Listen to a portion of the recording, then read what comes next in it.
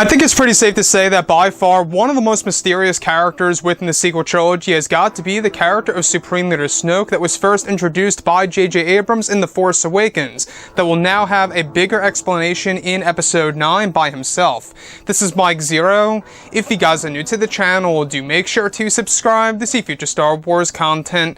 So in case you guys did not know, we do know that Episode 9 is going to have a lot of connections, not just to The Force Awakens and the origins, all related to that movie and everything that comes before it, but also a lot of connections to the prequels and the originals, and how all of the different legacy characters are going to connect to the sequel trilogy characters in an unexpected way. Now, what's really intriguing about all of this is that these past couple of weeks or so, we've been learning a whole lot more about this film, and when it all comes down to one of the plans by Disney and Lucasfilm in place for the character of Supreme Leader Snoke, this is where things begin to get very exciting for Episode 9. Now, specifically, it's described that one of the big revelations in the second act of the film will have to do with revealing the origins of the First Order. It's described that during the rewrites of the film, George Lucas suggested to J.J. Abrams that Snoke's origins would be a part of the storytelling process of how the First Order began and how it was built from one leader. It's described that the origins of Supreme Leader Snoke will be a focus in the second act of the film, for when KYLO and the Knights discover the abandoned First Order headquarters, where the audience will learn about the origins of Snoke and his place in the Star Wars universe, before the events of the sequel trilogy. It said that this is planned to be told through visuals and the discoveries made by KYLO, as well as in the form of flashbacks that will also hold connections to Luke Skywalker.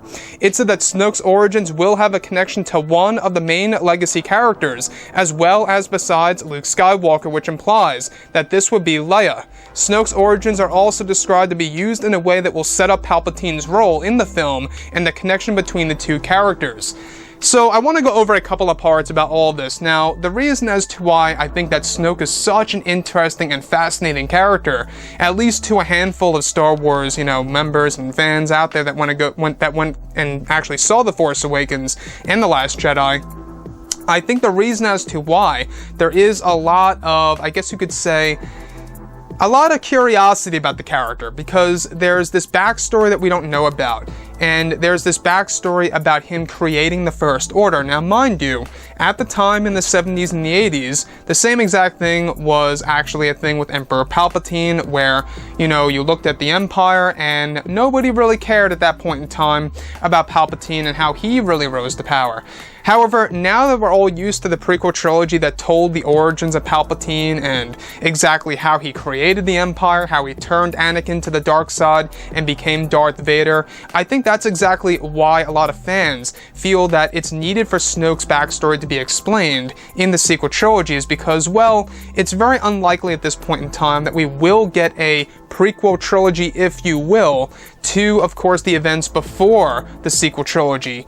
And I think that once we go into, of course, Episode 9, that's J.J. Abrams' plan, is to really, incorporate all those different elements in order to have it reflect on both The Force Awakens and The Last Jedi. So all these plans in place that Disney and Lucasfilm have for Episode 9 for Snoke's origins, and how it's going to really have a lot of revelations for some of the connections to the other legacy characters, and how Snoke's origins is going to have a connection as well to the origins of the First Order. You guys may recall that just a couple of weeks ago, actually over a month ago, Vanity Fair confirmed that the origins of the First Order are going to be completely explained in Episode 9. And it's going to be a very interesting take for this movie, for sure. And I think that when we look at Snoke as a character, right, we do know that this movie, J.J. Abrams, Rian Johnson, Andy Serkis, for the sequel trilogy, I should say, all of those guys, right? They all know the backstory of Snoke, and they were holding it a big secret for a specific reason that could not be told to the audience. And that most likely applies to how Snoke's origins are, in fact, going to be applied in Episode 9, which honestly is a good step by Disney and Lucasfilm. It's a step in the right direction, as well by J.J. Abrams and George Lucas. And that's another thing, is that George was also involved in really persuading or giving advice to J.J. Abrams to tell the backstory of the First Order, to tell the backstory of Supreme Leader Snoke, and I think that's what's really going to make this movie a whole lot more interesting than that of The Last Jedi.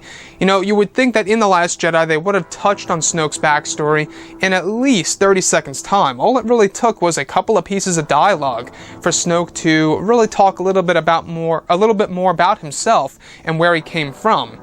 Now, like I always say, this movie really is going to deliver when it comes to the twists and turns, and I'm really leaning toward the fact that this movie is going to be closer to 3 hours long in length, very similar to how Avengers Endgame was treated. After all, J.J. Abrams gave us a big tease when he was talking with Good Morning America, I believe it was, where he said, hey, you know, this movie could be anywhere from 5 minutes, which is unlikely obviously, all the way up until 4 hours.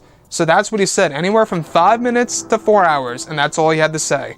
So I think that was a little hint there that this movie has the potential at being 3 hours long.